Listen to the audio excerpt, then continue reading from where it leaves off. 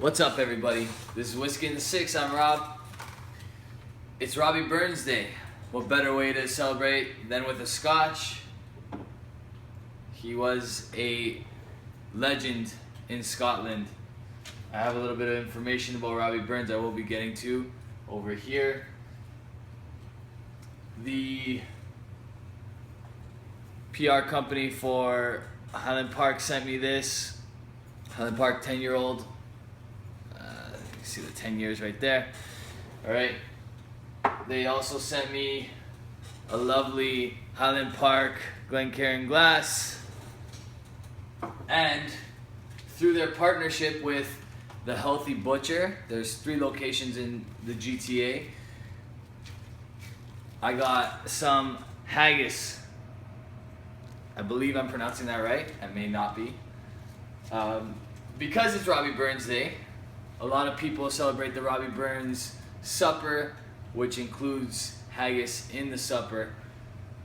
At the Heathy Butcher, they are doing Highland Park infused haggis. They're doing Highland Park infused meat pies. I believe they're lamb meat pies and sausages. So you might want to check that out. They are, like the name says, a healthy option. Okay, so definitely a tasty, healthy option. I didn't get a chance to cook this because I taught my grade 7s and 8s today, rushed home so I could do this video, and then I have to teach Thai boxing tonight at around 5, so I want to get this video out while you guys still have an opportunity to celebrate Robbie Burns. Alright, a little bit about him.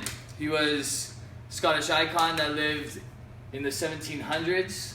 He was a poet and a lyricist.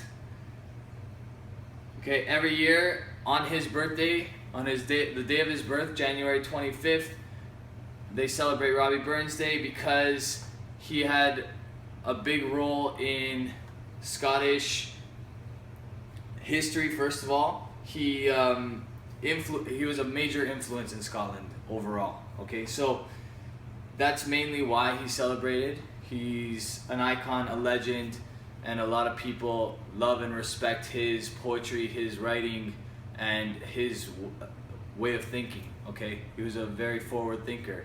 He was ahead of his time. All right, so this drink is for him. This review is for him. Let's get it started. Okay, I've had the opportunity to try Highland Park 10-year-old quite a few times. It's one of the mainstays on bars when you go to weddings. If you get a nice bar, the 10-year-old's often included. Even nicer bar, you get the 12-year-old. At the LCBO, the 10-year-old goes for about $65. It's really, really good for that price. Okay, $65 in comparison with Talisker 10 or Ardbeg 10. I believe that this is a close. It's in that range, and it's a lot cheaper. Ardbeg 10 at the LCBO is $100. Talisker 10 is $100 as well. This is $65. So definitely a substantial difference in Canadian dollars. I'm not exactly sure what it's going for elsewhere, but if you're new to Scotch and you want to get a little bit of a peaty taste, I highly recommend this one. Okay. So, a little bit of peat on the nose. It's aged in Oloroso, dried Oloroso sherry casks. Okay. It's bottled at 40%. All right. Very fruity. Get some sea spray as well.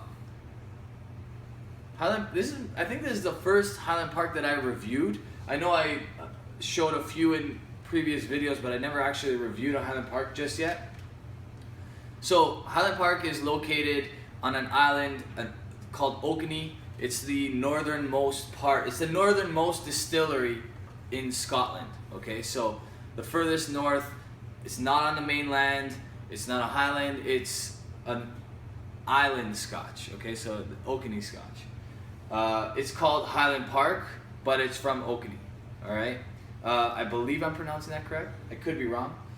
It's it's a little bit further north than Scapa, which is the second furthest north. All right. Like I said, bottled at 10. The nose is beautiful on this. For a 10-year-old, you don't get any sharpness whatsoever. Okay, that's in part to do with the fact that it's bottled at 40%, but it's very sweet smelling. It's a really, really nice nose.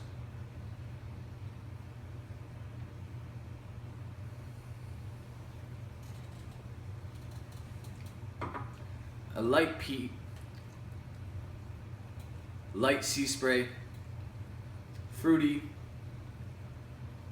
Definitely pick up the sherry oloroso. Some dark fruits,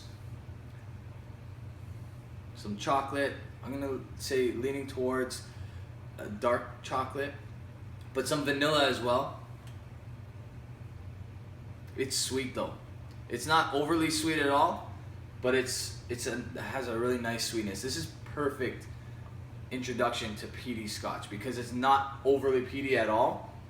So for someone that has never tried a peaty Scotch, I highly, highly recommend this. A lot of people have without even knowing it because they try their blend. Every blend almost has a little bit of peat in it. There are a few that don't. So this one is a good transition from blended Scotch to single malt, but it's also just a good overall Scotch. I think even if you're very experienced, you're gonna really enjoy this one. Has a really, really nice nose.